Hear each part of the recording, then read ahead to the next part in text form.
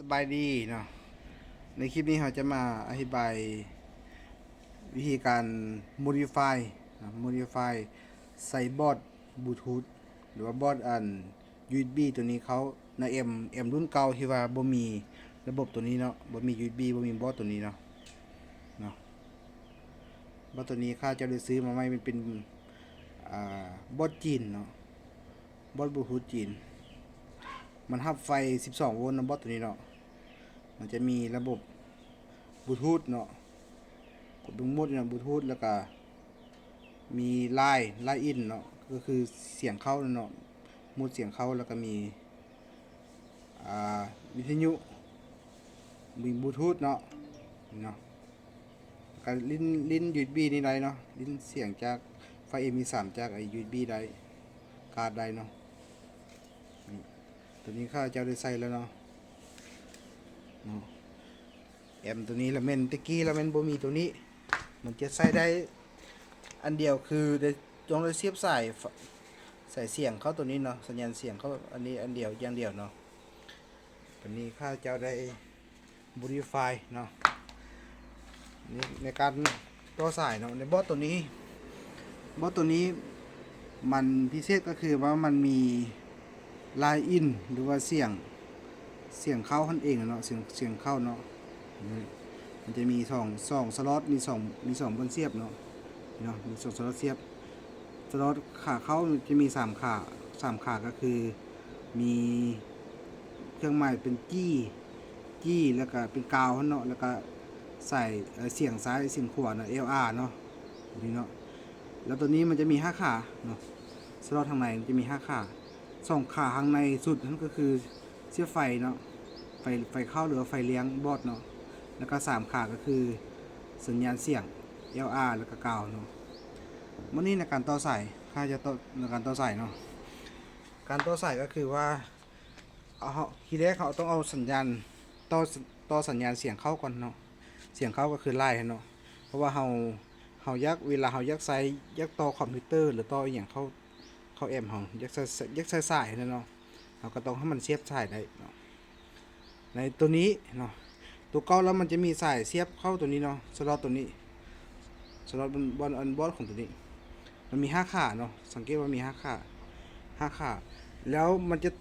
เป็นสายลักษณะนี้เนาะหัวเสียบตัวนี้มาเข้าตุกบอลตัวนี้นี่ตัวนี้ก็มี5 ขาเท่ากันแต่ว่าปัจจุบันนี้ค่าเขาจะได้ฮอตออกแล้วเนาะเอาออกเลยเนาะมันต่อตรงแจ็คบอสต่อตรงแจ็คตัวนี้เข้าตัวนี้ค่าจะได้ออกฮอตออกเลยเพราะว่าจะได้โมดิฟายตัวนั้นเข้ามาเนาะบอสตัวนั้นเข้ามาตัวนี้เนาะให้ว่าตัวนี้คือตัวนี้เนาะมันจะมี5 ขา1 2 3นำจากมุมขวา1 2 3เนาะ R L G เนาะแล้วก็มี L R อีกเนาะ L R 3 ขาเขาจะต่อที่3 ขาทางส้นเบื้องนี้เนาะเพราะว่า3 ขาส้นนี้มันมาจากตัว input A นี้เนาะ input A นี้แล้วก็ input B นี่ก็คือ2 ขาเนาะมันจะใส่ร่วมกันจี้เครื่องหมายจี้ทางกลางคือกาวเนาะกาวนี่มันใส่ร่วมกันทั้ง A แล้วก็ B เนาะเพราะฉะนั้นเวลาเราต่อก็คือต้องต่อกาวเนาะมันจะมีสายกาวแล้วก็ลำโพงซ้ายลำโพงขวา RL เนาะคือตัวนี้ มันจะมาจาก A นี่เลยเวลาต่อเข้าจะได้ต่อ3 สายตัวนี้นำลายตัวนี้แล้วก็จอดเข้าข้างหลังด้านหลังก็คือต่อ3 ขาตัวนี้เลยเนาะ RL แล้วก็ G เนาะ G คือกาวแล้วก็ซ้ายขวาเนาะต่อมา3 สายตัวนี้ต่อ3 สาย3 ขานี้3 ขาตัวนี้เนาะหลังจากเราจะต่อมาคาร์บอนเอ็มสามหรือคาร์บอนดิบูคูตัวนี้เนาะคือตัวนี้เครื่องหมายมันจะมีหมายบล็อกมันจะมีเครื่องหมายบล็อกอยู่กองเนาะอยู่กองบอร์ดตัวนี้นะมันก็มีกี้มี RL หันเลยเนาะมีกาวมีสายขั้วหันเลยเขาก็ต่อตามนั้นเลยเวลาเราจอดใส่นะที่มาจากตัวนี้นะมาจากบอร์ดตรงไอ้ใบตัวนี้นะนะครับจอดเข้าตัวนี้เลยกี้ RL เลยมันก็มีบล็อกอยู่ว่ามันเป็นอินเป็นเอาเนาะก็คืออินเลยตัวนี้นะอินตัวเข้าอินนี้เอามาจากตัวนี้มันต้องเข้าอินก็คือสล็อตตัวข้างนี้แล้วสล็อตทางในแบบนี้เนาะอันนี้ก็คือว่าสัญญาณเข้าเนาะสัญญาณเสียงเข้าวันนี้ เราได้สัญญาณเสียงเข้ามาแล้ววันนี้ออกวันนี้สัญญาณเสียงออกวันนี้ก็คือสล็อตทางในนี้เนาะมันมี5ค่าใน5ค่าหั่นเนาะค่าที่1นับจากทางหน้าคุณเนาะนับจากสีแดงซะเนาะขายนึงนับจากเบอร์นั้นเนาะเบื้องนับจากตอนนั้นมันจะเขียนบอกว่า12โวลต์บวก12โวลต์นี่เนาะก็คือไฟ12โวลต์เลยเนาะไฟเลส12โวลต์แล้วก็ต่อมามันจะเป็นจี้ก็คือกาวของไฟเนาะไฟกาวของไฟก็คือไฟลบมันเลยเนาะตัว2ขานี่นะก็คือไฟบวกกับไฟลบเป็นไฟ12โวลต์แล้วก็3ขาก็มีจี้มีอาร์มีเอลเนาะก็คือว่ากาวแล้วก็ไส้ขั้วเลยเนาะในการต้นสายเขาก็ต้น3สายตัวนี้เขาจะจอดทางกองเนาะเป็นเสียงออกเนาะเสียงออกจากบอสตัวนี้เข้ามาอย่างแอมเนาะก็คือว่าเสียงบอสจากบอสตัวนี้เข้าไปอย่างแอมก็คือว่าเขาต่อ3สายคือ3ขาตัวนี้เนาะใส่ไฟ3เส้นแล้วก็ต่อ GRL เนาะ GRL มาแล้วก็เอามาต่อเฮนที่ตัวนี้เฮนที่ตัวที่อธิบายไปข้างหน้าที่ว่าเขาจะได้เอาออกกันเนาะแล้วมาต่อเขานี้ต่อ3สายบ่ของมุกโฟกัสไปไหนเนาะมันก็มีสัญลักษณ์บอกเนาะมันก็มี G มี L มี R เนาะแล้วก็มี AB เนาะ AB B เขาบ่ต่อมันเนาะ B นะตัว RLB เนาะบ่ต่อเพราะว่าคือตัวนี้แหละเนาะตัวนี้นะตัว B ตัวนี้เขาบ่ใส่มันเขาใส่ตัว A นี่เวลาเขาเสียบสายเขาก็เสียบตัว A นี่แล้วก็แล้ว RL ใส่ขวาแล้วก็แล้วเขาต่อตัวนี้มีแฮนตัวนี้แล้ว B เขาก็ปะเลยมันก็มี5ขาเลยเนาะแล้วเขาต่อตัว3ขาของ A นี้ GRL ก็คือกาวแล้วก็ใส่ขวาเนาะอันนี้เป็นสัญญาณออกก็คือเสียงสัญญาณเสียงออกจากบอร์ดที่มือ3มายัง M เนาะมายัง M ทำต่อเห็นที่ตัวนี้อันนั้นคือการต่อเสียงสัญญาณเสียงเนาะวันนี้ไฟวันนี้ระบบไฟเลี้ยง12โวลต์ไฟเลี้ยง12โวลต์นี่เขาจะอายุไสทีแรกข้าเจ้าก็ได้วัดไฟเนาะซอกเบิ่งไฟมันเขาต้องมันไฟตัวนี้มันกิน12โวลต์มันบ่เราต้องซอกหาจุดที่มันมีไฟ12โวลต์ขึ้นไปเนาะ12โวลต์ขึ้นไปพอดีเนาะข้าพเจ้าได้มาวัดเบิ่งตัวนี้คือบอสใหม่บอสใหม่เนาะบนเสียบใหม่เนาะนี่เนาะมันมีไม้1ไม้2ตัวนี้เนาะนี่เนาะพอดีบอสเฮิงนี่คือบอสใหม่1อะไรเนาะพอดีข้าเจ้าไม่มาวัดตัวนี้มันเห็นมีนี่วัดไฟบอสตัวนี้มันมีใส่เข้ามีแต่สล็อตเดียวนี่แต่มันก็แต่ละขามันจะมีสัญลักษณ์บอกเห็นบ่เนาะนี่เนาะนี่ขาที่1ก็คือนับจากข้างเบื้องขวาก็คือขาไม้บ่มันเขียนว่าไม้ที่2ก็คือบวก12โวลต์ที่3ก็คือลบ12โวลต์ที่4คือกาวที่5 LR เนาะแล้วก็ Echo เนาะเวลาเราต่อสายตัวนี้ข้าพเจ้าได้มาวัดไฟเบิ่งไฟมันออกอยู่ที่15โวลต์ปลายแล้วมันเขียน12โวลต์อยู่แต่ว่ามาวัดตัวจริงใช้มิเตอร์มาวัดตัวจริงก็คือไฟออกอยู่15โวลต์ปลายเนาะพอดีก็ตอบโจทย์เฮาเลยเนาะว่าเฮาตัวนี้บอสตัวนี้มันกินไฟ12โวลต์แต่ว่าเฮาต้องได้หาอุปกรณ์หรือว่าหานั้นมาคือว่าให้มันลดไฟจาก15โวลต์ให้มันเป็น12โวลต์เนาะวันนี้ข้าเจ้าก็เลยว่าตัวเจ้าตัวนี้ในการต่อสายเนาะการต่อในการเอาไฟเนาะหาบ่แม่นว่าสิเอาไฟลบเป็นเอาตัวลบไฟ12โวลต์นี่เป็นไฟลบบ่แม่นเนาะลบก็คือต่อจากกาวเนาะสายลบน่ะ GND นั่นแหละเนาะขา GND คือขาลบแล้วก็ไฟบวกก็คือบวก12โวลต์ก็คือเอาจากบวก12โวลต์หั่นเนาะ12ลบ12โวลต์นี่ทำบ่เอาเนาะบ่ใช่เนาะนี่อาจจะต่อไฟลบจาก GND ก็คือกาวเนาะแล้วก็ไฟบวกจากบวก12โวลต์นี่ก็นับมาเลยนะก็คือนี่เนาะใช้ขาที่2แล้วก็ขาที่4เนาะขา2ขา4ก็คือนี่แหละสีแดงนี่คือไฟบวก12โวลต์ที่ว่าวัดตัวจริงกัน15โวลต์เนาะแล้วก็กาวเนาะกาวก็คือไฟลบเนาะต่อออกมา2เส้นนี้หลังจากเขาได้มาตัวนี้แล้ววันนี้ไฟมันเป็นย้อนว่า ไฟมันออกมามัน15โวลต์เพราะฉะนั้นเราต้องได้หาอุปกรณ์หรือว่าหา IC ที่มา พื่อว่ามันลดแรงดันให้มันเหลือ12โวลต์แล้วก็ให้มันไฟมันเสถียรขึ้นเนาะเป็น12โวลต์ DC ที่เสถียรขึ้นข้าพเจ้าได้เอา IC ตัวนี้มาใส่ IC ตัวนี้คือ IC LM 7812เนาะ LM 7812นี่เนาะมันจะเป็น IC ในการลดไฟจากพวกจักรยานเนาะที่ว่ามันหลายกว่า12โวลต์นะให้มันเหลือ12โวลต์แล้วก็เป็นไฟ DC ที่ว่ามีความเสถียรนะสั้นๆเนาะตัวนี้เนาะนี่วันนี้ในการต่อสายเขาจะในการต่อสายมันจะมี IC ตัวนี้มันมีมาให้3ขาเนาะ3ขาเขาต้องตั้งขึ้นอย่างสิขาที่1ก็นับจากเบื้องซ้ายเนาะนับจากเบื้องซ้าย2ก็กลาง3ก็เบื้องขวาเนาะไฟเข้าไฟอันที่ว่าเราต้องการมาลดทันเนาะคือตัวนี้สัก15โวลต์เนี่ยไฟเข้าก็คือไฟบวกเราที่เราต่อจากตัวนี้มาเส้นบวกเนี่ยนะ12โวลต์จากตัว15โวลต์เนี่ยเนาะเอามาใส่ข้างซ้ายเห็นบ่จอดเข้าข้างซ้ายแล้วก็ใส่กลางใส่กาวก็คือมาใส่ขากลางเลยเนาะขากลางตัวนี้นี่อันนี้เป็นเบื้องเข้าเนาะเบื้องเข้าเนาะวันนี้เบื้องออกก็คือออกไปก็คือเราใส่กลางใส่กาวเราก็ต่อบนเก้าเนาะไฟออกหน่อยสังเกตไม่เห็นว่า2สายนี่ต่อบนเก้าต่อขากลางเลยเนาะแล้วก็ใส่บวกเบื้องบวกกับต่อขาเบื้องขวาเนาะก็คือขาเอาเนาะแล้วก็เพื่อความเสถียรคือให้มันนิ่งให้ไฟมันนิ่งให้ไฟมันเสถียรขึ้นอีกเราได้เอา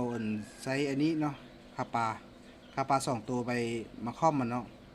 ขาเบื้องไฟเข้า15โวลต์ที่ว่ามันเป็น15โวลต์นั่นสีดำเราใช้ขาปลาสีดำนี่เนาะขาปลาสีดำนี้มันมีค่าอยู่1 UF เนาะนี่1 UF 50โวลต์เนาะนี่ขาสีดำแต่ขาปลาสีดำ1ไมโครฟาราดเนาะ1ไมโครฟาราดแล้วไฟอันขาออกปะนี่เบื้องออกก็คือตัวนี้มันมันกองโฟกัสอาจจะเบิ่งบ่เห็นเนาะเขาจะตัวนี้ค่าจะได้ใส่ 0.47 เนาะ 0.47 UF ก็คือ 0.47 ไมโครฟาราดนั่นแหละเนาะแล้วก็50โวลต์คือกันเนาะ 0.47 ไมโคร50โวลต์เนาะตัวนี้เนาะตัวสีฟ้านี่เนาะนี่สีทะเลตัวนี้นี่ด้านลบก็คือว่ามันจะมีด้านลบด้านบวกอยู่เนาะค่าปลานะสังเกตมันทั้งนี่เครื่องหมายมันลบเป็นบอสีขาวเนาะเอาปิ้นสกันเลยปิ้นสกันเบื้องลบของค่าปลาปิ้นสกันแล้วก็มาจอดเข้าขากลางทั้ง2อันเลยเนาะส่วนเบื้องบวกของมันที่ว่าบวกอยู่เครื่องหมายก็คือเบื้องบวกนั่นเลยเนาะเอากันมาต่อเข้าแต่ละขาเลยแต่ละด้านเลยเนาะสีดำก็เข้าด้านไฟเข้าสีฟ้าก็เข้าด้านไฟออกเนาะนี่เนาะมันจะเป็นไฟ12โวลต์ที่ว่ามีความเสถียรสูงเนาะเป็นอย่างจริงว่าต้องการไฟให้มันเสถียรเนาะเพราะว่าบอสตัวนี้ข้าพเจ้าก่อนหน้าข้าพเจ้าได้เอาไฟเลี้ยงมาจากอันนี้โดยตรงแล้วจากบอสโดยตรงแล้วโดยที่ว่าบอพานตัวนี้นะมันเป็นไฟที่บอมีความเสถียรแล้วก็เวลาเราฟังนะเนาะมันก็ว่าจังไงล่ะมันมีเสียงหึมเสียงเสียงรบกวนนั่นเนาะเสียงจี้นะเนาะมันชี้เนาะเวลาเราอันเปิดลำโพงเนาะมันจะมีเสียงรบกวนหลังจากที่ว่าข้าพเจ้าได้มาลองจอสตัวนี้เอาตัวนี้มาใส่หรือว่าเสียงจี้เสียงหึมมันหายไปเลยเนาะเสียงรบกวนมันหายไปเลยนี่นะหรือว่าเสียงเป็นเสียงปกติเนาะเพราะฉะนั้นเราต้องใส่จังสิเนาะแล้วก็อันนี้มันข้าวเจ้าหากจอดแล้วตัวนี้เนาะแต่ว่ายังบ่ทันได้เก็บในการเก็บนี้คาปาบ่แม่น IC ตัวนี้เนาะ IC 7812นี่มันจะมีความร้อนสะสมเนาะเป็นว่าไฟเกินเนาะไฟเกินที่ว่ามันมา15โวลต์แม่นบ่แล้วมันเอา12โวลต์ตัวที่ว่ามันเกินหั่นแหละตัวที่ว่ามันเหลือหั่นน่ะมันจะเฮ็ดให้อันนี้ร้อนหรือว่าความร้อนสะสม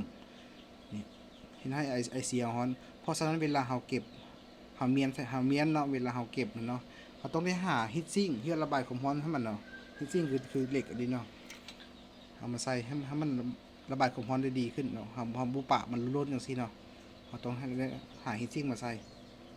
ตัวนี้นะเนาะอันนี้ยังบ่ทันแล้วเนาะแล้วข้าจะหาฮีตซิ่งมาใส่เนาะคือว่าให้มันใส่ได้ดุลเนาะ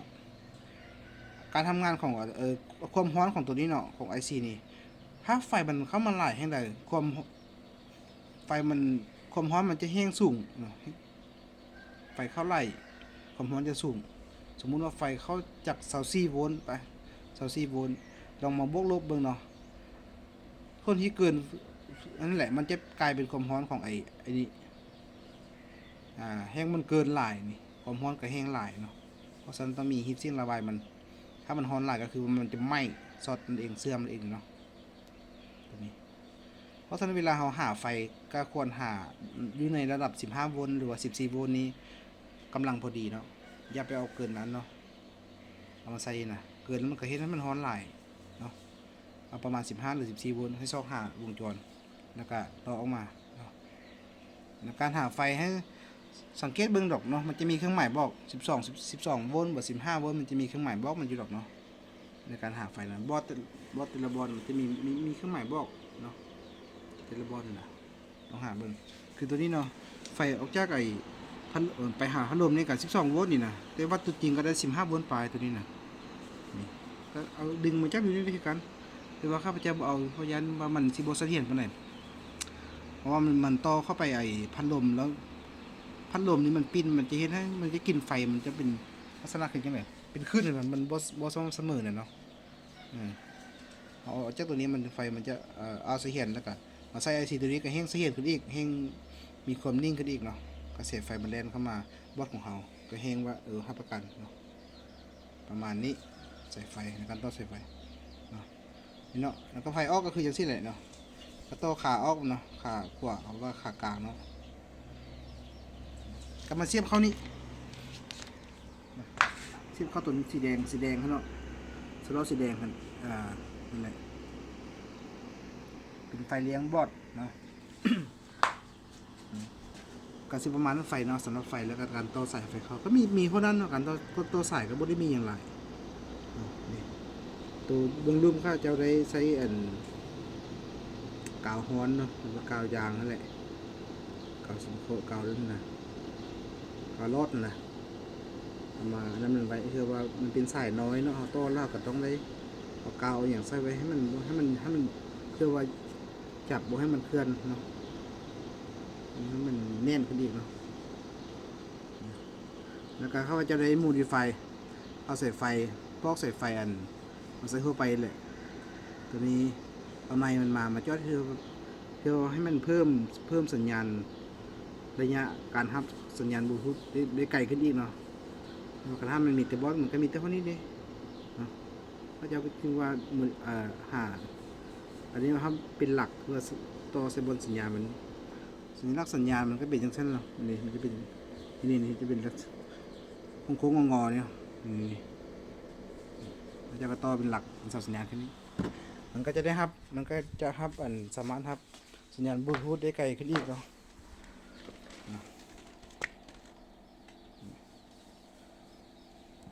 เขาจะจับใส่ฟังเสียงมันเนาะ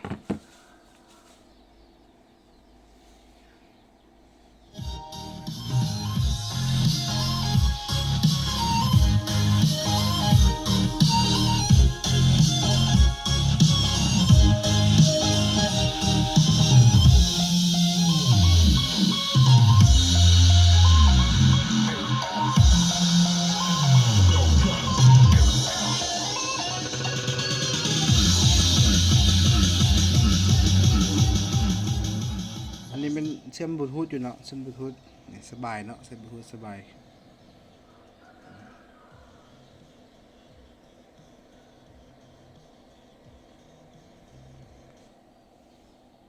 เนาะเขาจะวัดไฟให้เบิ่งอีกเนาะจะไว้ให้เห็นภาพในการทำงานของไอซีตัวนี้เนาะเอาให้ดูที่บังบ่ขั้วลบก็คือจับเส้นข้างกลางแล้วขั้วกลางเนาะขั้วกลางของ IC เนาะมันจะมืดนิดนึงเนาะเห็นอยู่บ่เนาะขั้วกลางเนาะเบื้องอันนี้เป็นนั้นไฟเข้าเนาะเห็นบ่วัดทีแรกเป็น15โวลต์ปลายเนาะนี่เหลือ14โวลต์เนาะ ก็สิประมาณนั้นแหละ14โวลต์ปลายเนาะ14.52อันนี้มันเบื้องเข้าเนาะไฟมาจากบอร์ดใหม่ตัวนี้เนาะ14โวลต์ปลายแล้วมันมีเบื้องออกนี่มันเหลืออยู่11โวลต์เพราะว่ามันที่จริงมันก็12โวลต์เต็มแล้วเพราะเวลามันเข้าบอร์ดแล้วมันก็เหลือเท่านี้เนาะเวลาเราเปิดไฟ11โวลต์11.98ก็12โวลต์เนาะมันก็เป็นกระแสไฟที่นิ่งเนาะนิ่งเสถียรเนาะนี่นะอันนี้เป็นการทำงานของ IC 7812ร่วมกับคาปามาข้อมูลเนาะก็ซีประมาณนี้เนาะในการ modify แอมเก่าแอมรุ่นเก่าที่บ่มีบลูทูธเนาะเอามาใส่ให้มันมีบลูทูธมันสามารถใช้บลูทูธได้เนาะก็เข้าตัว2ดอกกันเนาะสิประมาณนี้แล้วเนาะโอเคขอจบคลิปสั้นนี้แล้วกันเนาะขอบใจในการรับชมก็อย่าลืมกดsubscribe กดไลค์ให้ด้วยเนาะ